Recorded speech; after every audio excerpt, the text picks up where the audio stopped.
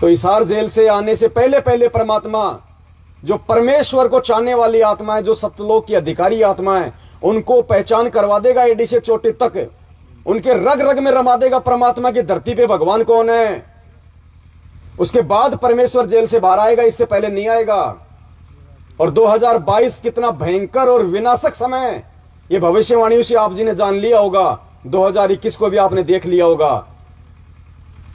पसीने आ जाएंगे इंसान के, और बिना उस विनाशक समय से पहले परमात्मा जेल से नहीं आने वाला,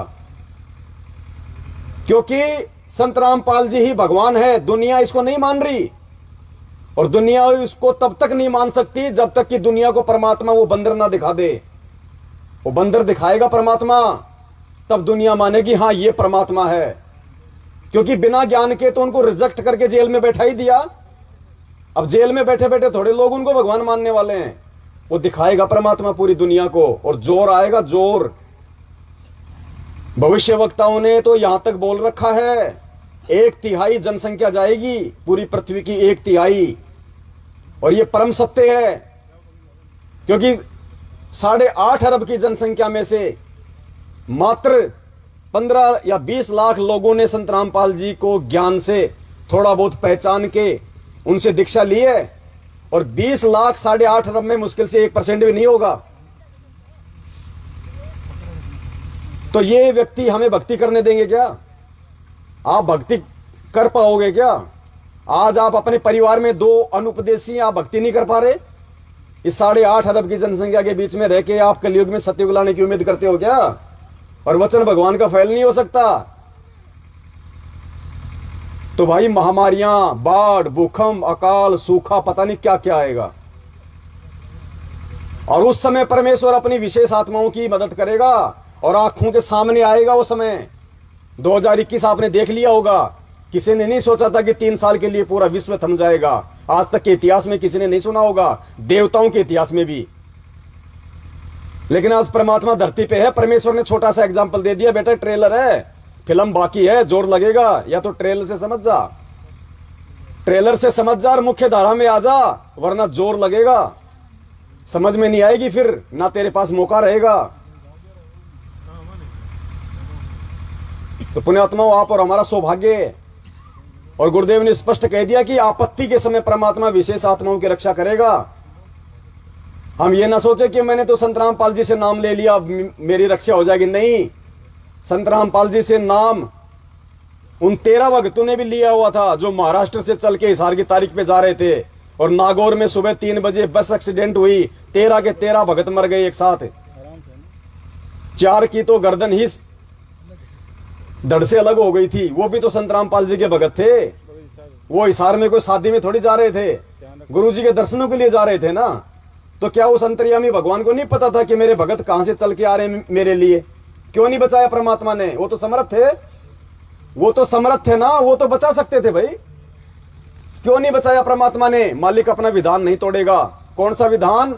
जो काल के साथ परमेश्वर ने एग्रीमेंट किया है कि परमेश्वर जो आपकी मर्यादा में रहे, जो आपके अनुसार चले वो आपका, और जो आपका मर्यादा में ना रहे परमेश्वर उसके साथ जबरदस्ती।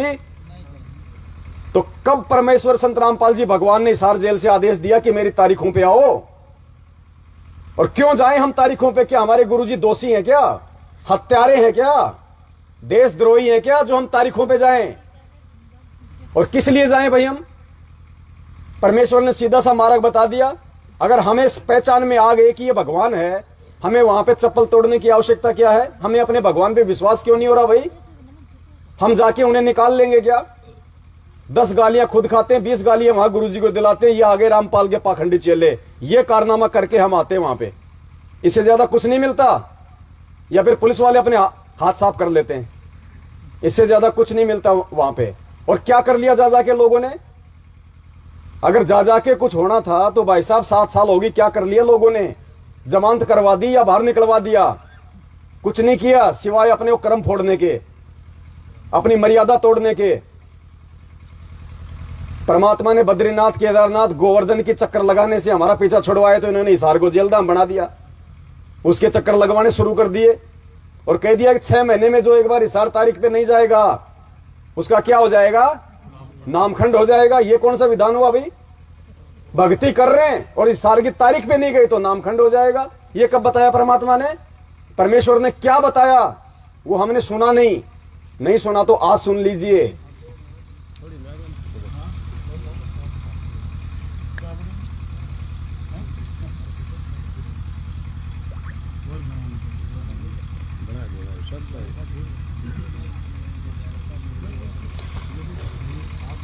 ये परमात्मा का छोटा सा वीडियो है 2006 में जब परमात्मा रोहतक जेल में गए थे करोथा कांड के दौरान, और जब 2 साल के बाद परमात्मा आए थे 2008 में, उस समय परमात्मा का सत्संग है सतलोक आश्रम का, सतलोक आश्रम दौलतपुरा का।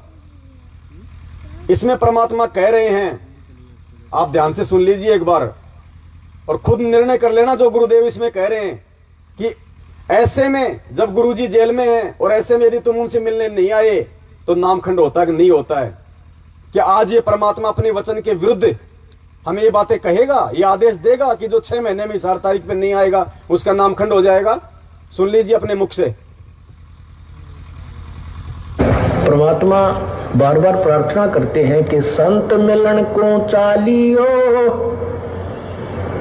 दिन में कई बारे आसोज के में जो ये घना करे उपकार। भाई कई बार ना जा सके तो संत दर्श 2 बखत कर ले, कह कबीर संत दर्श ते यू काल दगा ना दे। 2 बखत भी ना कर सके तो दिन में कर एक बार, कह कबीरता दास का बेड़ा हो जा पार। फिर परमात्मा बताते हैं कि एक बार भी नहीं कर सकता है, दूरी ज्यादा हो जाती है। तो कहते हैं सप्ताह में एक बार अवश्य कोशिश कराने की। सप्ताह में भी नहीं बात बनती है, ज्यादा दूरी है तो पक्ष यानी 15वें दिन पक्ष अवश्य। उससे भी दूरी है तो फिर 1 महीने में अवश्य दर्शन करने की चेष्टा कर, अवश्य पहुंच। और फिर भी कुछ ज्यादा ही विदेश दूर चला गया है तो 6 महीने तक चूकिए मत। और भी ज्यादा कोई मजबूरी या दूर चला गया है तो 1 वर्ष में संत के दर्शन के लिए अवश्य आइए। और दूर रहते हुए फिर कैसी भावना रखे? लाख कोस जो गुरु बसे और शेष समुद्रा तीर, एक पलक भूले नहीं जो गुण हो शरीर। कहते हैं गुरुजी चाहे लाख कोस की दूरी पर बैठे हैं लेकिन दिल से दूर नहीं होने चाहिए। तो 1 साल में कोस अवश्य पहुंचना चाहिए। अब यहां भक्तों के शंका आती है कि गुरुजी अब 1.25 वर्ष तक अज्ञात रहे, दर्श नहीं हो सके तो क्या हमारे ऊपर क्या हमारा जो नाम तो फिर खंड नहीं हो गया है? ऐसा कुछ नहीं है। ये लीला परमात्मा की है। जैसे कोई एक्सीडेंट हो जाता है और वही उसमें टांग टूट गया, प्लास्टर बांधे रहना पड़ता है और चारपाई पे लेटा पड़ा रहना होता है। लेकिन जब ठीक हो जाए, जब थोड़ा ही पड़ा रहना है, फिर तो काम करे, घूमे, फिर अपने सारे कार्य सुचारू करे। तो ये कोई लीला है परमात्मा की, इनमें ऐसा कोई दोष नहीं आता। क्योंकि आप तो रो रहे थे, आप गुरु जी से दूर नहीं थे, आपकी आत्मा तड़फ रही थी और उन नादान लोगों ने स्वयं भी पाप कमा लिया जिन्हें हमारा विरोध करके ये ऐसा झूठा केस बनाकर परमात्मा के कुत्तों को सजा उन्होंने हमारे को प्रताड़नाएं दी है, जेल में डाला। अब मुझे इस बात का डर है कि उन गेला के बनेगी। तो यहां परमात्मा ने स्पष्ट कर दिया कि ऐसी स्थिति में नामखंड नहीं होता है। और जेल वाला ही परमात्मा ने यह सत्संग कर दिया क्योंकि गुरुदेव अंतर्यामी हैं। गुरुदेव को पता था कि 2014 में भी नालायकों की नालायकी के चलते कांड होगा, मुझे फिर से ये जेल में बैठाएंगे। और फिर से इसी प्रकार से ये पाखंड शुरू करेंगे संगत में। तारीख पे नहीं गया तो नामखंड, तारीख पे नहीं गया तो नामखंड। तो परमात्मा ने 2008 में ही सत्संग में जिक्र कर दिया उस अंतर्यामी भगवान ने कि भक्तों के मन में शंका होगी कि भाई गुरुजी 2 साल जेल में थे, हम उनसे मिल नहीं पाए, हमारा नाम तो खंड नहीं हो गया। तो गुरुजी कहते हैं इसमें ऐसा कोई दोष नहीं होता है, क्योंकि वो हमारी मजबूरी थी। और आज देखो उसी परमात्मा के इन सत्संगों के विपरीत आप और हमसे 7 साल से कितने भयंकर कुकर्म करवाए गए। सबकी मर्यादा तोड़वा दी। सबने ये साबित कर दिया कि इतना ज्ञान लेने के बाद भी हम भेड़ हैं, भेड़, और भेड़ चाल चलना हम नहीं छोड़ सकते। ये हमारी ये पैतृक आदत हो चुकी है। और आज वही लोग महादुखी हैं। वो इशार तारीखों पे जाने वालों को वहां पे फांसी भी हुई। इशार तारीख पे जाने वाले ट्रेन के नीचे आके भी मरे। इशार तारीख पे जाने वाले एक्सीडेंट में भी मरे। अगर भगवान का आदेश हो तारीखों पे बुलाने का, बाढ़ बाका हो सकता है क्या उनके बच्चों का? यही काल की सूक्ष्म चाल होती है। इसीलिए परमात्मा ने यह भ्रम खंडन किया था संगत का, जो 2008 में कहा था कि 2 काल के दूत पैदा हो गए। एक उनका भाई था महेंद्र, जो आज भगोड़ा बन के घूम रहा है पुलिस के आगे। अरे संत रामपाल जी भगवान का भगत। पहली बात तो भगत जी, यहां आप जितने भी भाई बहन बैठे हैं, पहली बात तो संत रामपाल जी भगवान से ज्ञान लेने के बाद यदि उनका कोई भगत होगा तो ऐसा वो कोई भी वो कर्म नहीं करेगा जिसकी वजह से उनको जेल जाना पड़े। और यदि जबरदस्ती उनके ऊपर वो कुकर्म थोपा जा रहा है तो वो उस मुकदमे का सामना करेगा अपने गुरु पे विश्वास करके, या फिर वो पुलिस के आगे वो भगोड़ा बन के घूमेगा। तो पिछले 7 साल से अगर इसने बरवाला कांड में कोई गलती नहीं की, अगर ये गलत नहीं था, तो क्यों पिछले 7 साल से मुंह छुपा के भग रहा है? ये भगत कहां भाई? ये भगत के लक्षण है क्या? बता दीजिए। तो फिर हम किसके पीछे चल रहे थे 7 साल से? भगवान के पीछे या भगोड़ों के पीछे? नामदान केंद्र आपने सुना अपने गुरुदेव के मुख कमल से हिसार जेल से कोई वो वीडियो आया कि बच्चों ये नामदान केंद्र खोलने का मेरा आदेश है? बस किसी ऐरे गहरे व्यक्ति ने कह दिया गुरुजी का आदेश, भेड़चाल में सब पीछे, गुरुजी का आदेश। एक पीला पर्चा निकाल दिया कंप्यूटर से टाइप करके, हिसार जेल से गुरुजी का आदेश आया है, हरियाणा में बीजेपी को, फलाने जगह कांग्रेस को, फलानी जगह ओम प्रकाश चौटाला को वोट देने, और हमने भेड़चाल में दे दिए। ये ज्ञान आधार है क्या ये? इसीलिए परमात्मा दुखी होके, मालिक ने ये रास्ता चुना कि मेरे रहते सहते ये नहीं समझ पाएंगे इन सब चीजों को। ये कभी ज्ञान को आधार बनाएंगे नहीं जब तक इनके ठोकर नहीं लगेगी। इसलिए बरवाला कांड काल भगवान की सोची समझी साजिश, और काल की साजिश से ही परमात्मा अपना काम सफल करता है हमेशा। 3 युगों में जीव थोड़े ले जाना, कलयुग में जितने मर्जी ले जाना, ये किसने वरदान मांगा था? काल भगवान ने। परमात्मा ने कहा तथास्तु, क्योंकि मालिक का काम ऐसे ही सफल होना था। क्योंकि दुखी तो आज हो रहे हैं ना, हमारी जो बैटरी तो आज हो रही ना डिस्चार्ज। और जब आत्मा के ऊपर खाली पापक्रम शेष रह जाएंगे, पुण्य खत्म होंगे, तभी तो ये अंदर से रोएगी। और जब आत्मा रोएगी तभी परमात्मा इसको संभालेगा। तो पहले के 3 युगों में आत्मा नहीं रोती थी क्योंकि इसकी बैटरी चार्ज थी। तो परमात्मा, अच्छा वो हम ये भी नहीं कह सकते कि वो काल ने वरदान मांगे, नहीं, काल भी वही मांग सकता है जो सतगुरु चाहेगा। सतगुरु की परिधि से बाहर वो भी मुंह नहीं खोल सकता, क्योंकि वो भी एक आत्मा है। अब जैसे इंसान प्रधानमंत्री भी इंसान, ये पवनदास भी, लेकिन उसमें इसमें शक्ति में बहुत पावर है भाई, क्योंकि उसके पास में शक्ति है। वो भी इंसान है, आप भी इंसान है, मैं भी इंसान ही हूं। मेरी कोई एक पुलिस वाला नहीं माने, और वो अगर मुख्यमंत्री को आदेश दे दे तो वो भी लाइन में खड़ा हो जाए। क्या अंतर है? शब्द का अंतर है, शक्ति का अंतर है। उसके पास में भक्ति है, पहले की अर्जित है। तो परमेश्वर की परिधि से बाहर ये भी नहीं जा सकता, क्योंकि ये भी मालिक का ही बच्चा है, परमेश्वर की आत्मा है, ये भी उसी जीव की संज्ञा में है। तो इसी प्रकार ये बरवाला कांड था काल भगवान का झकझोल। लेकिन इस बरवाला कांड से उस परमात्मा ने अपने कच्चे पक्के हीरों को भी छांटना था, उनकी भी परख करनी थी कि कौन मेरा है और कौन अभी काल का है। कितना समझाया परमात्मा ने हमारे को, एक एक चीज के बारे में कभी ध्यान दिया ही नहीं हमने। हमारे को जाट आरक्षण में ठोक दिया गया हरियाणा में, अरे हम भगत हैं। ये सारे कारनामे छोड़ के तो हम इस मार्ग में आए थे, और इस मार्ग में आके भी हमसे वही क्रिया करवाई जा रही है, फिर भी हम लोगों ने कभी विचार नहीं किया ये क्या हो रहा है।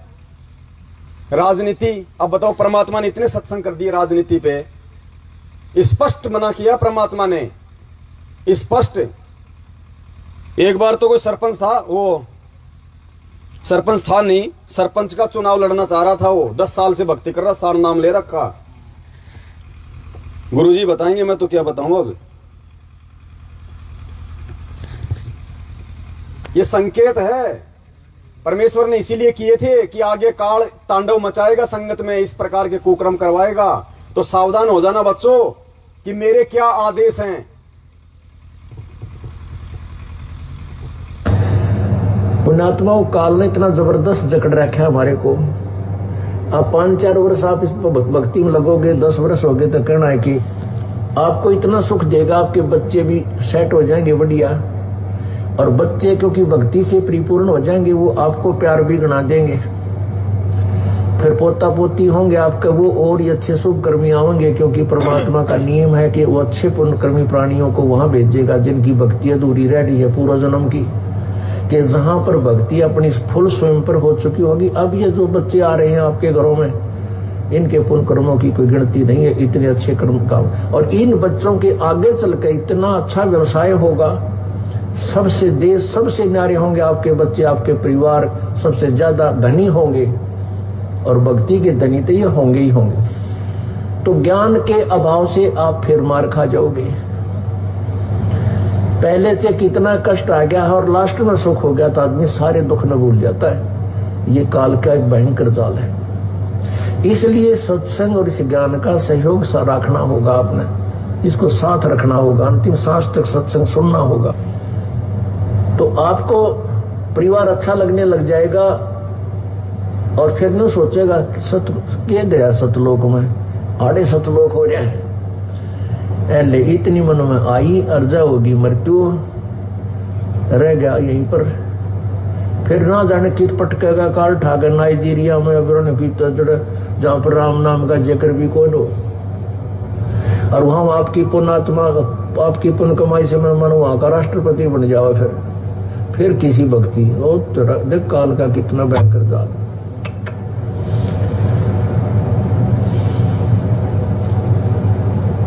पुण्यात्माओं, परमात्मा कहते हैं इंद्र दा राज कागदा बिष्टा ना भोगा इंद्राणी नु। जिसको परमात्मा की सतलोक जाने की जो चाह, उसके सुख से परिचित हो गया, तो कहते हैं इंद्र स्वर्ग का राज भी काग के बीट के तुल्य है हमारे लिए, हमने नहीं चाहिए आग लगे इस राज को।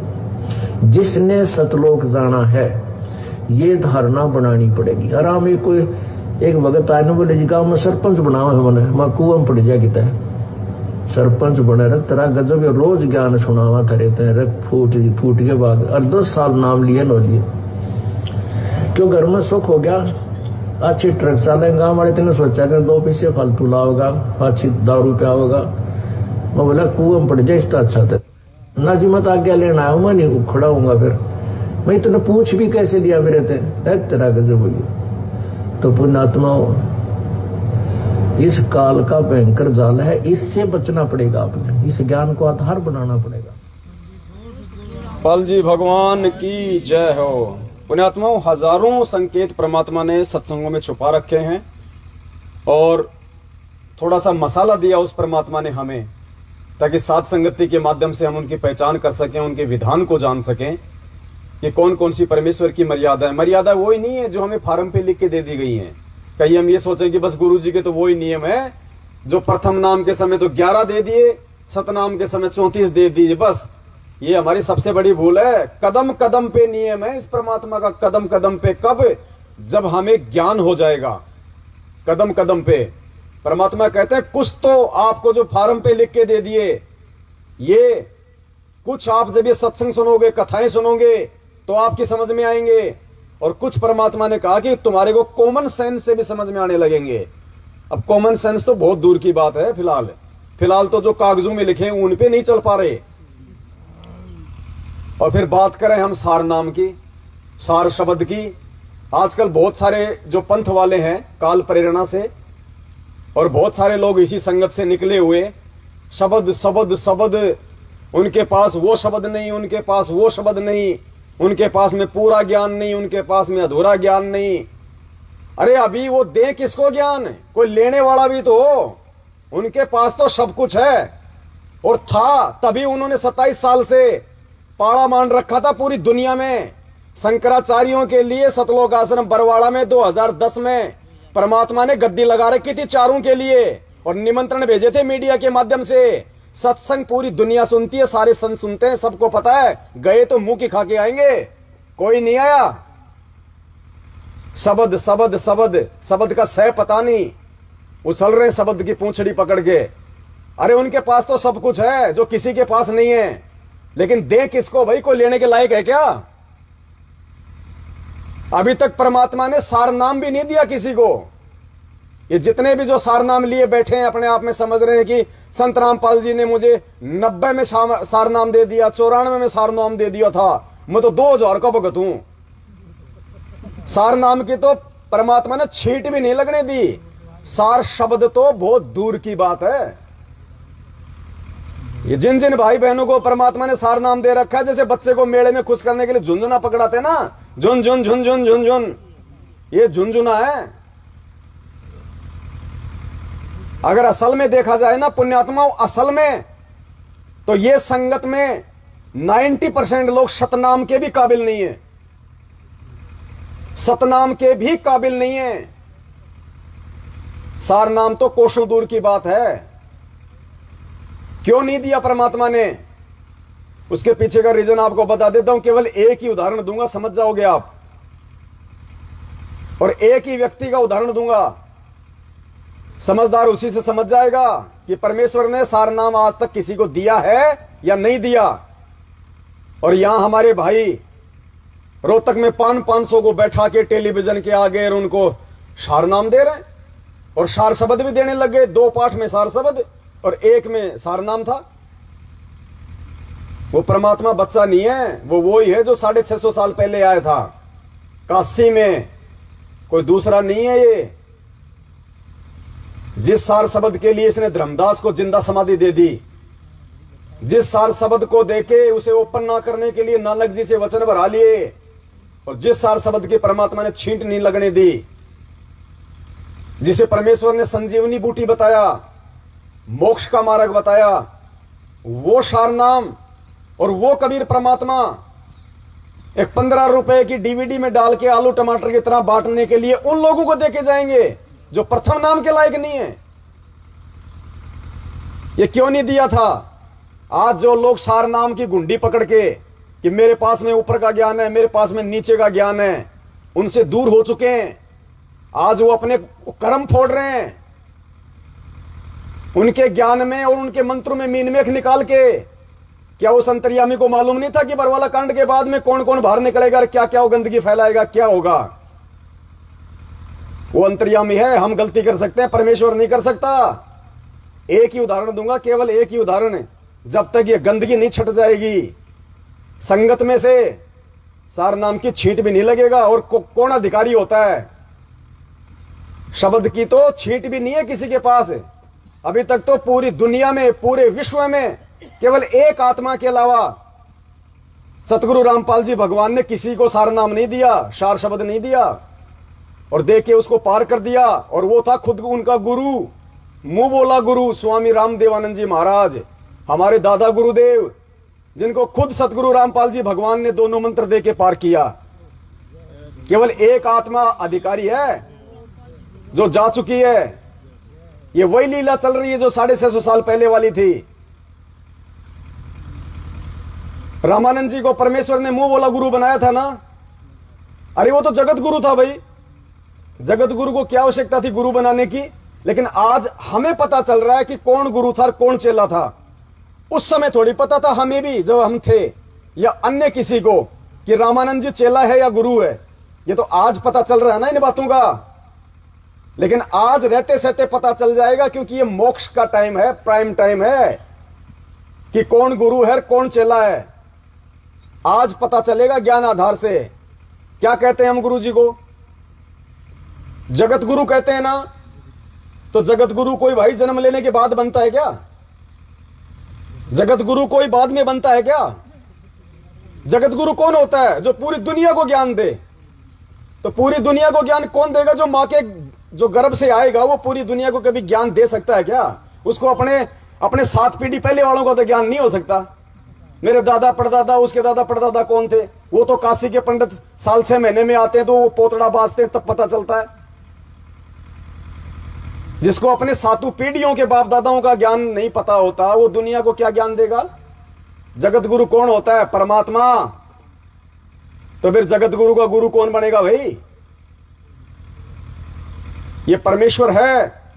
भगत जी ध्यान रखना, वो महेंद्र बता देना मुझे एक नाम, बस भूल जाता हूं ना, फिर दूसरा टॉपिक आ गया बीच में।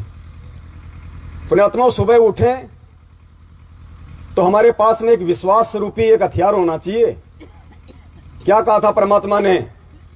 जिसने मेरे से नाम ले लिया, और मेरा जो 3 साल का बच्चा होगा, 3 साल का बच्चा यानी आध्यात्मिक जिसकी उम्र 3 साल हो जाएगी, जिसने 3 साल से नाम ले रखा होगा और ढंग से जिसने सत्संग सुने होंगे, भक्ति की होंगी, क्या कहा परमात्मा ने उस आत्मा के विषय में? उसको अगर ब्रह्मा विष्णु महेश भी आ जाए तो उसको पराजित नहीं कर सकते।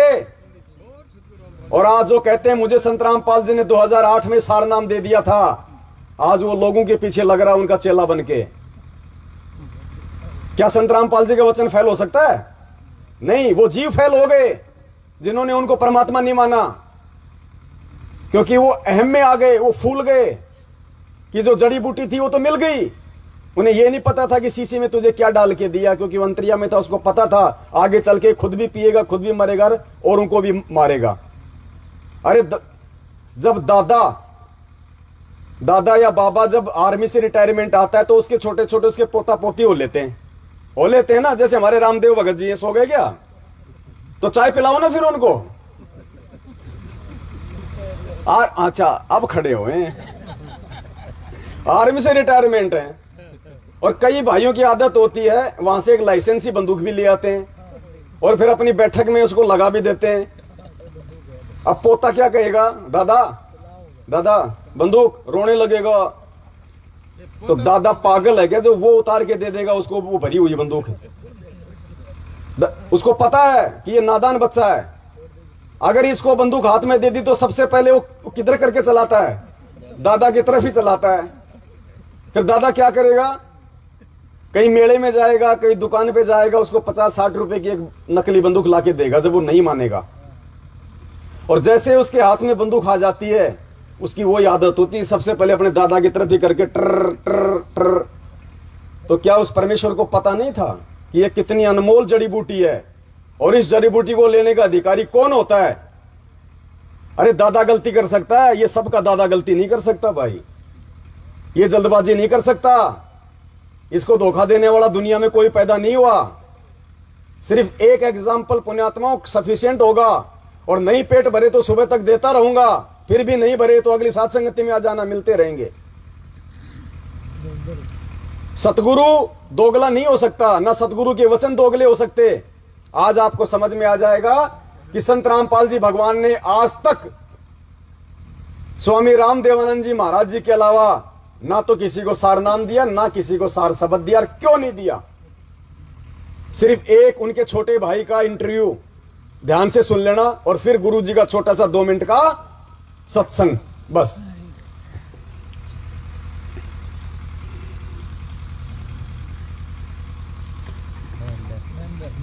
आगे ध्यान रखना, गुरु बिन वेद, इसको भी सीधा रखना। थोड़ा थोड़ा भाइयों को भी दिखा दे। मेरा थोपड़ा दिखा रहा भाई सारा, थोड़ा थोड़ा खड़ा होके घुमा दिया कर ताकि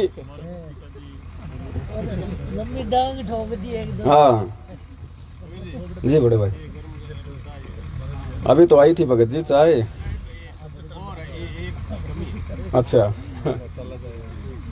बस यही खड़ा खड़ा कर लेना।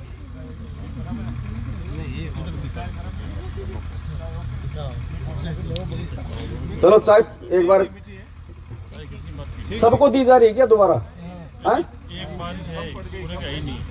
अच्छा अच्छा अच्छा, तो फिर देव ना फिर भगत जी, मुझे आवश्यकता नहीं है अभी, फिर बाद में देखेंगे। एक बार पूरी हुई नहीं। हाँ, लेकिन जो चाय पी हुए देखो वो भी चुपचाप पियो, और जो सेवा करे वो भी चुपचाप करो, ठीक है? ध्यान हमारा साथ संगति में होना। हाँ जी, चाय पी नहीं। ना ना गर्म थी चाय, सही थी सही थी। दोबारा डाल देते। हाँ? ना ना कोई दिक्कत नहीं। ये महेंद्र जी हैं, सतगुरु रामपाल जी भगवान के कलयुगी भाई। इनका इंटरव्यू है, इंटरव्यू दिया इन्होंने सन 2013 में, सन 2013 में सतलोक आश्रम बरवाला में उन्होंने अपना इंटरव्यू दिया। लेकिन इंटरव्यू देते समय वो भूल गए थे कि मैं क्या बोल रहा हूं, और आगे चल के मेरे गुरु भाई इसी को आधार बना के और सारा सब कुछ भेद संगत के सामने रखेंगे। पुण्यात्मा, ठीक का समय आता है तभी परमात्मा सारे काम करता है, और अब सारे काम ठीक होंगे, सारे ही ठीक होंगे अब, क्योंकि ठीक का समय है। और आज ये कंसेप्ट पूरा सुबह तक क्लियर हो जाना चाहिए कि पूरी पृथ्वी पे 21 ब्रह्मांड में किसी के पास में ना तो सार नाम है ना सार शब्द है। शंकराचार्यों के पास तो सार शब्द का कोई मतलब होता नहीं, क्योंकि उनका तो धारा ही अलग होती है। सार शब्द के ठेकेदार बनते हैं ये कबीरपंथी, और ये दास साबित कर देगा सुबह तक अगर आप टिके रहे तो। जो अपने आप को धर्मदास जी की पीढ़ी वाला समझते हैं उनके पास में सार शब्द का सह भी नहीं है। बाकी जो दाढ़ी बढ़ा बढ़ा के जो अपने आप में जो कबीरपंथी बन गए उनकी तो फिर बात ही क्या है।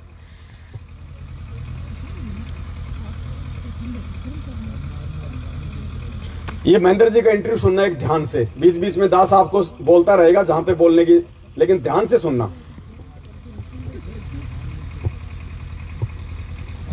और गुरुजी लंच टाइम में मेरे पास रोजाना आते थे, लगभग 4 महीने लगातार आए और सत्संग की भक्ति की बातें बताने लगे कि भक्ति करनी चाहिए, भक्ति से दुख दूर होते हैं, सुख मिलता है, मोक्ष मिलता है। लेकिन मेरी रुचि विशेष नहीं थी, और मैं महाराज जी को मना भी नहीं कर सकता था कि मेरे पास क्यों आए हो, कि बड़े भाई साहब थे। तो मैं अंदर से दुखी बहुत था कि रात को ड्यूटी करते हैं, दिन में आगे बैठ जाते हैं। लेकिन एक दिन मैंने कह ही दिया कि भक्ति में कुछ नहीं रखा, काम करो और बच्चों का पालन पोषण करो, इससे बड़ी कोई भक्ति नहीं है। फिर गुरु जी ने धीरे धीरे आना बंद कर दिया।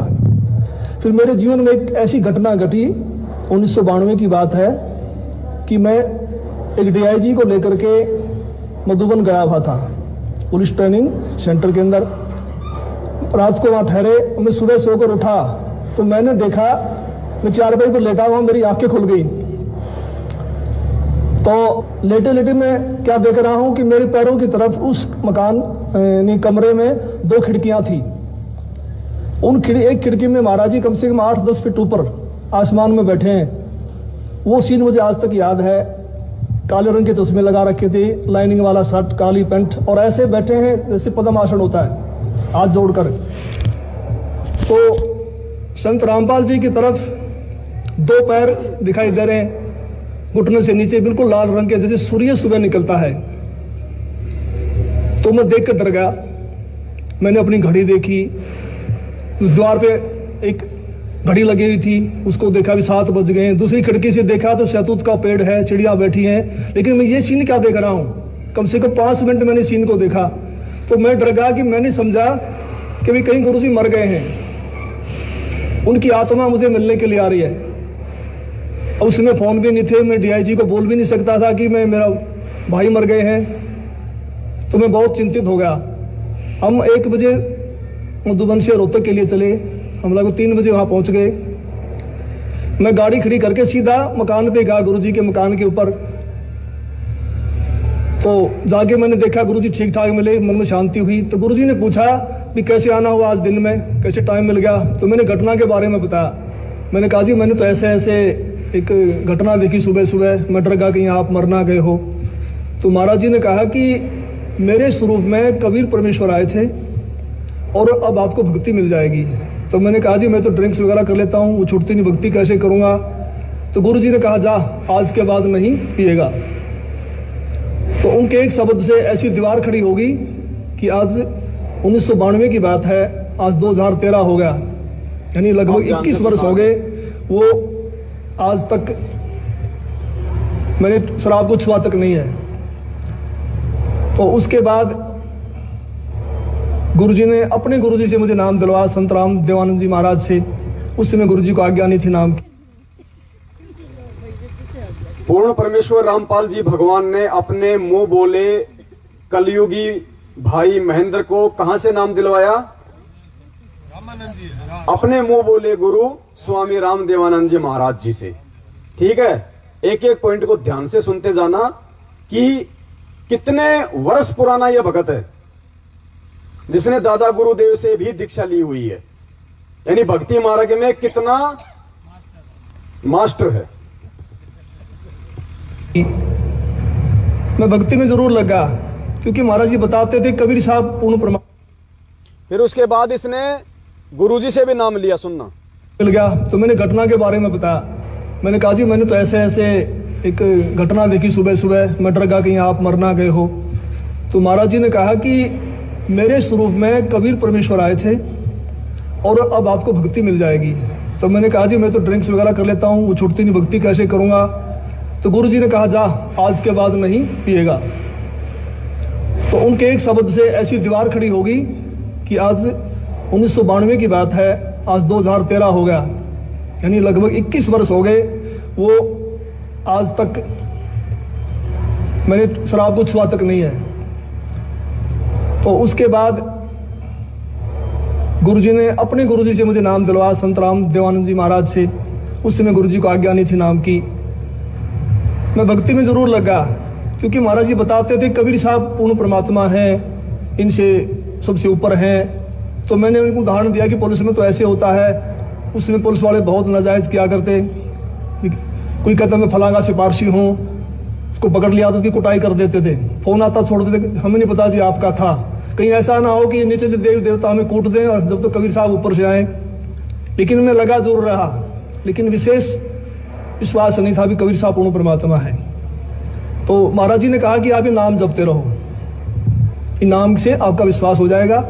तो फिर 1994 में गुरु जी को आज्ञा होगी नाम की। फिर महाराज जी ने दोबारा से हमारे को नाम दिए, फिर सार नाम। दादा गुरुदेव के बाद में इस महेंद्र ने सन 1994 में परमपिता परमेश्वर सतगुरु रामपाल जी भगवान से भी दीक्षा ले ली।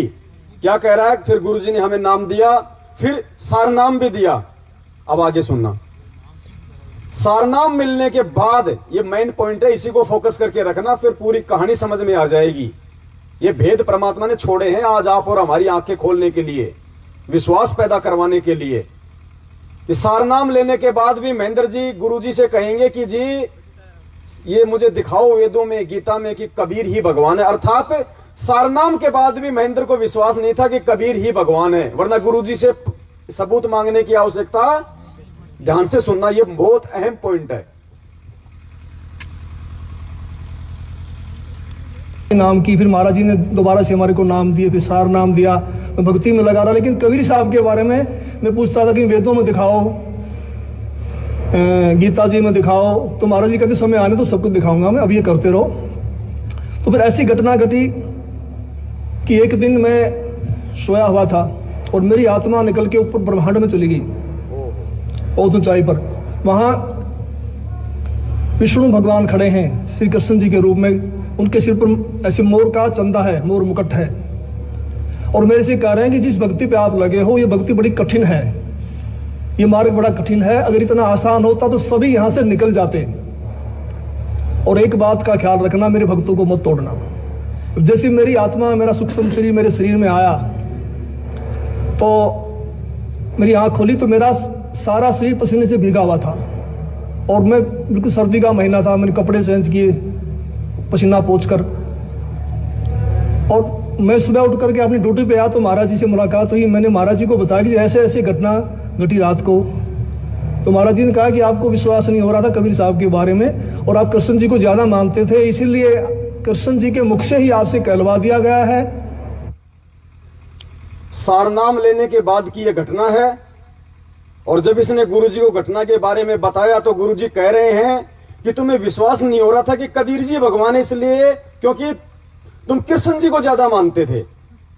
तो कृष्ण जी के मुख से कहलवा दिया कि कबीर जी, तो सार नाम लेने के बाद भी कबीर जी को भगवान नाम मान के ये किसको भगवान मान रहा था? श्री कृष्ण जी को। बस इतना ही लेंगे यहां से।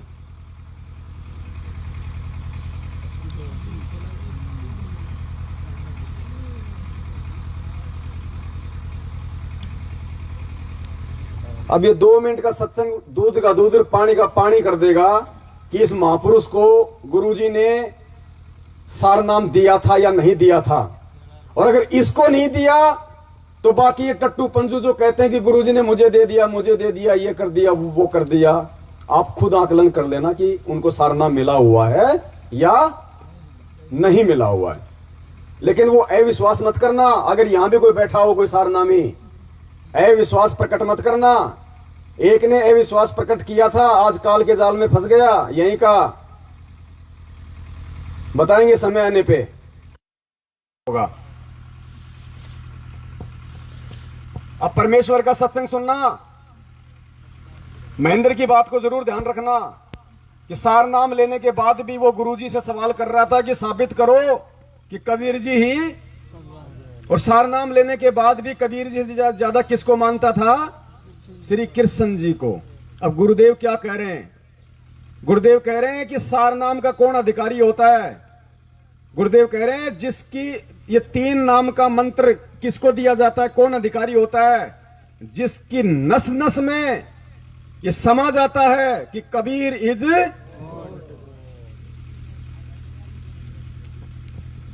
कहते हम बैरागी ब्रह्म पद सन्यासी महादेवे, सो हम मंत्र दिया शिव जी को करे हमारी सेव।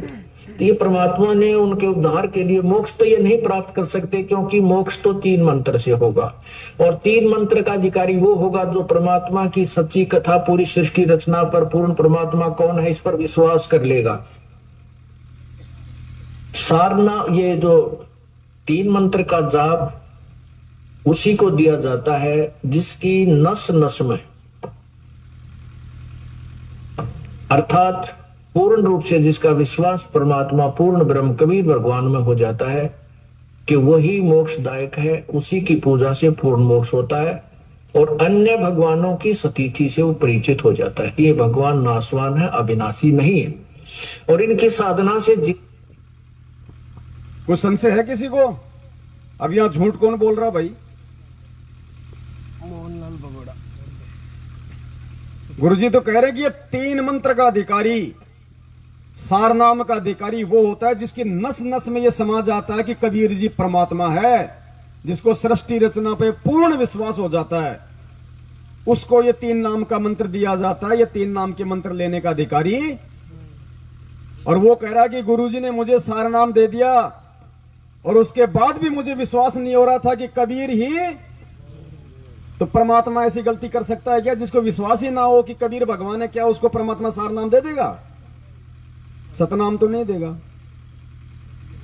तो पुण्यात्माओं, ये झुंझुना पकड़ा रखा है। जब अपने भाई को झुंझुना दे रखा तो तुम्हारे को तो पकड़ा टाली, ton ton ton ton.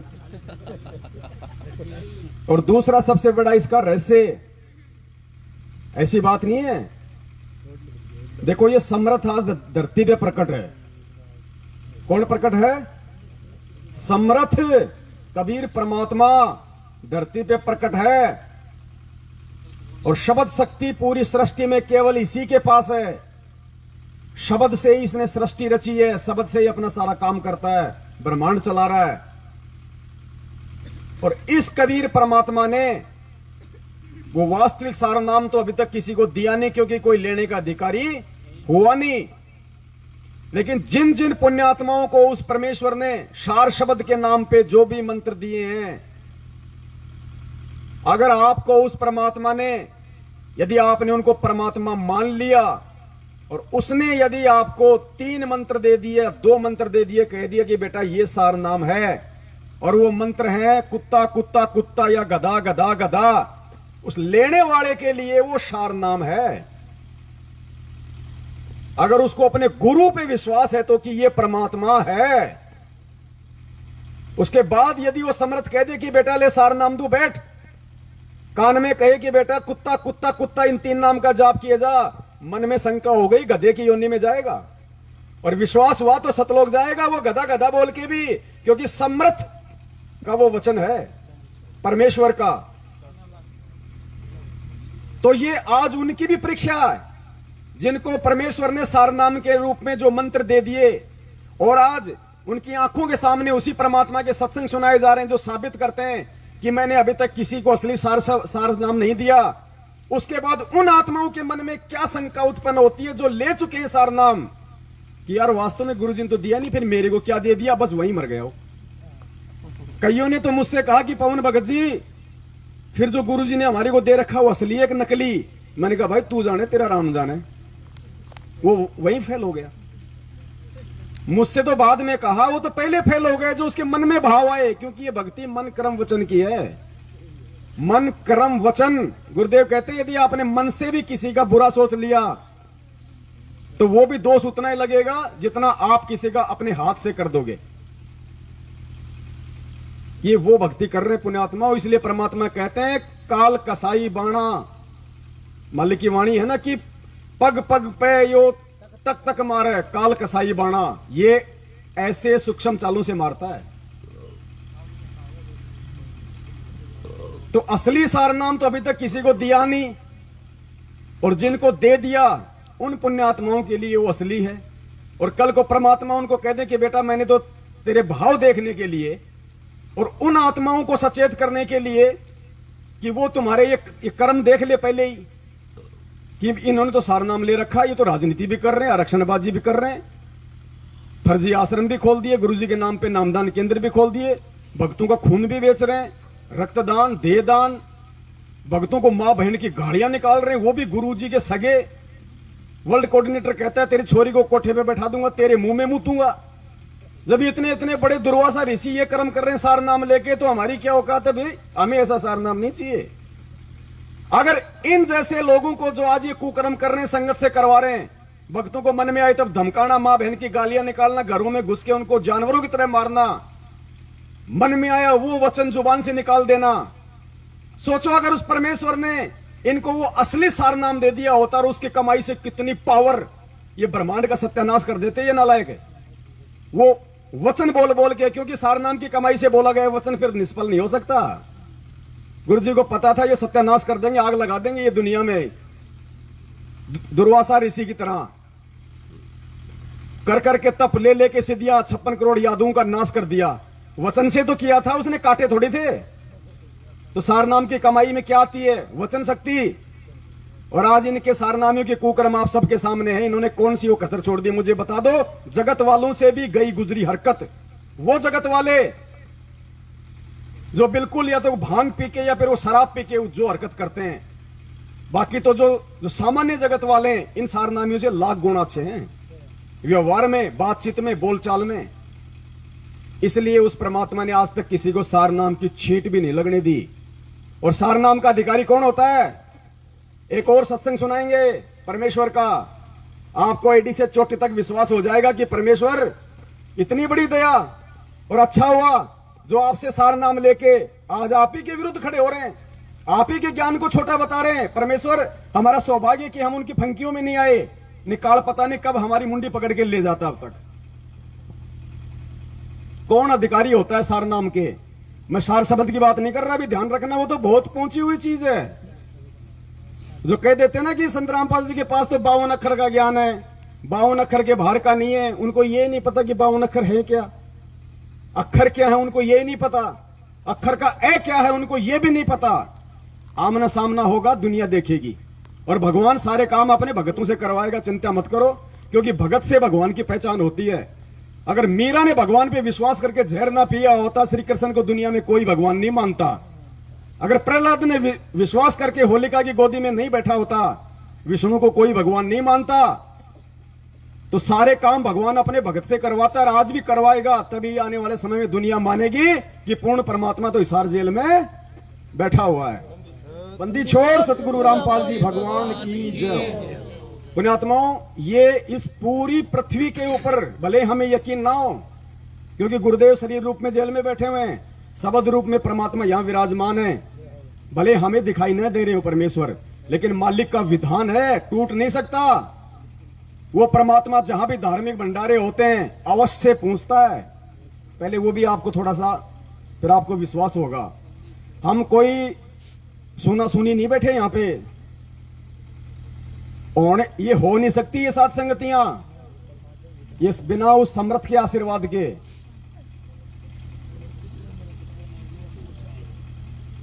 Veer Singh ध्यान रखना, वीर सिंह ध्यान रखना। बघेल बघेल बघेल। अभी क्या चल रहा था भगत जी? अभी किस विषय पे बात हो रही थी? नहीं भंडारे, धार्मिक भंडारे। धार्मिक भंडारे पर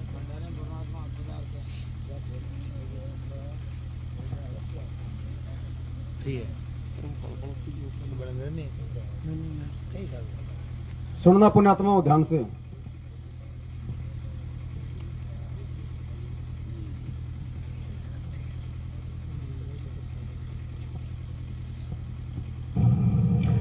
कि वो परमात्मा जहां भी धार्मिक अनुष्ठान यथार्थ भक्ति मार्ग जहां प्रचार किया जाता है, कहते वो चलकर वहां शीघ्र बिजली जैसी गति से उस स्थान पर परमात्मा पहुंच जाते हैं और वहां पर विद्यमान रहते हैं। लेकिन हम नहीं देख सकते उस परमात्मा को, वो साकार होते हुए भी हमारी आंखों से ओझल होता है, क्योंकि उसको देखने के लिए हमें दिव्य दृष्टि की आवश्यकता होती है।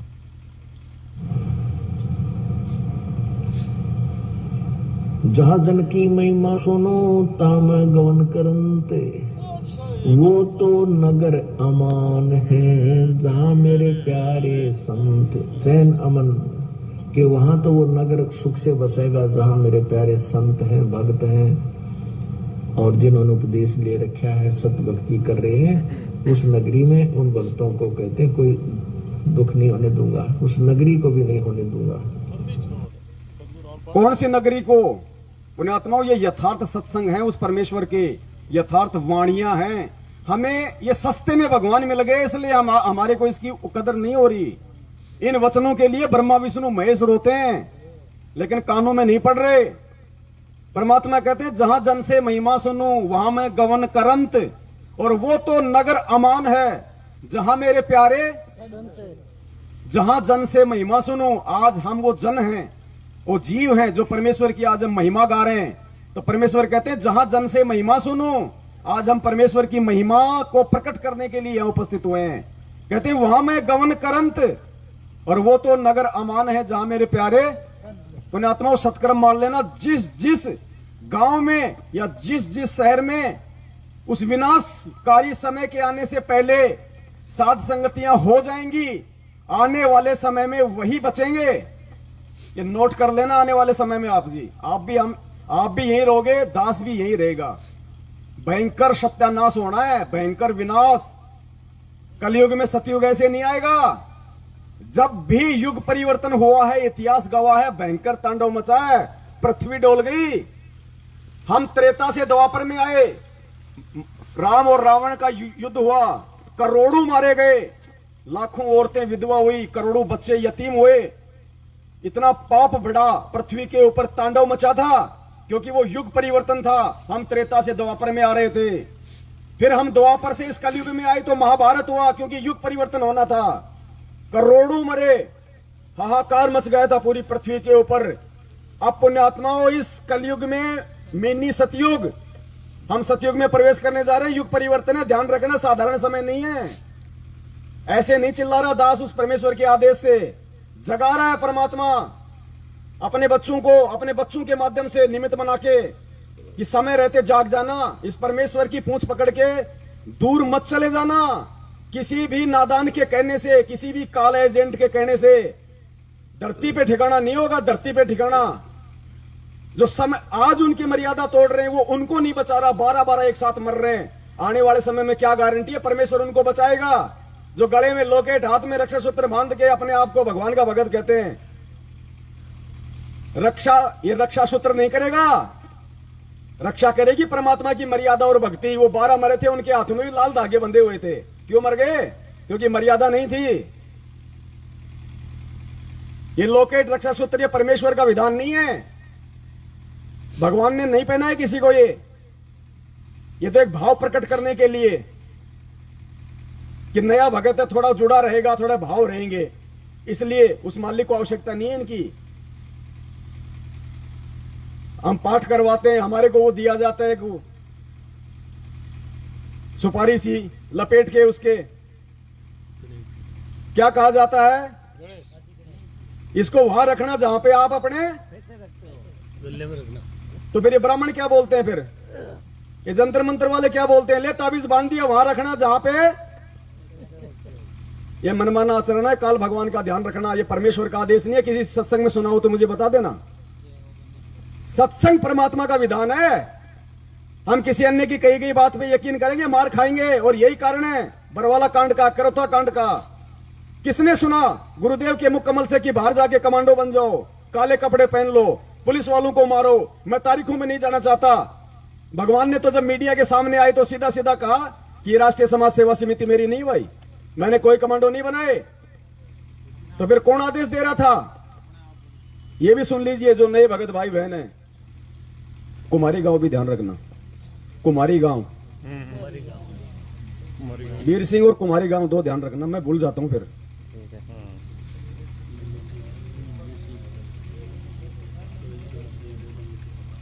अगर बरवाला कांड में आदेश अगर भक्तों को काले कपड़े पहनने का, कमांडो बनने का, कि मैं तारीख पे नहीं जाऊंगा, पुलिस वालों को अंदर मत आने देना, लड़ जाओ, मर जाओ, भिड़ जाओ, अगर उस भगवान के आदेश होते, हम तो सोच भी नहीं सकते। आज हम खुद रोते हैं, पछताते हैं कि परमेश्वर पता नहीं कैसे वो पाप कर्म हमारे वो धुलेंगे जो हमने अनजाने में भी कर दिए। फिर क्या कहा परमात्मा ने? पूरी दुनिया के सामने कहा उस मालिक ने कि कम से कम ये मेरे भगत नालायक मेरे इस वचन को तो मान लेंगे, लेकिन उन्होंने अपने गुरु के इस वचन को भी फेल कर दिया। क्या कह रहे परमात्मा?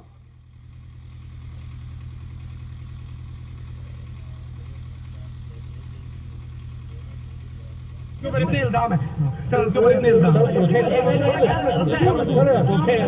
झूठे कैसे हैं आपके ऊपर? आपके गुंडे इतने खड़े थे वहाँ पे, हजारों आदमी हरियाणा पुलिस से। मेरे नीचे राष्ट्रीय समाज सेवा समिति नहीं तो आपकी समिति है। अरे आपकी समिति है बाबा। मेरे नहीं थे, राष्ट्रीय समाज सेवा समिति के गुंडे थे, यानी सतलोक आश्रम मैनेजमेंट हरियाणा के। कहा बाबा समिति आपकी है कि नहीं? मेरी समिति नहीं है। और आज ये क्या कहते हैं कि मैनेजमेंट गुरुजी का बनाया हुआ है। कल को जब गुरुजी बाहर आएंगे तो कौन झूठा कौन सोएगा भाई?